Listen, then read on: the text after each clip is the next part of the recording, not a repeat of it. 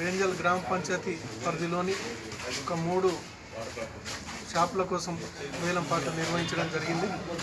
So దాంట్లో DLPO గారు ఇచ్చిన ఆదేశాల ప్రకారం ఆ యొక్క ఒక్కొక్క మలిగికి 20,000 యొక్క డిపాజిట్ మరియు 1,800 రూపాయల కిరాయిని ధరను నిర్వహించడం జరిగింది. నిర్ణయించిన ప్రకారంగా ఈరోజు 3 మలిగిలకు గాను ముగ్గురు పాటలు పాల్గొని ఆ 20,000 డిపాజిట్ కూడా కట్టడం జరిగింది. సో వారు కట్టిన ప్రకారంగా ఆ 20,000 డిపాజిట్ తీసుకొని ప్రతి నెల 1,800 చొప్పున కిరాయి తీసుకొని అది లీజుకు ఇవ్వబడుతుంది. ఈ యొక్క కాల పరిమితి 2 సంవత్సరాల ఉంటుంది కాబట్టి ఈ 2 సంవత్సరాల పాటు వాళ్ళు ఉండవచ్చు. సో దాంట్లో ఉన్న కొద్దిగా రిపేర్స్ కూడా ఉన్నాయి.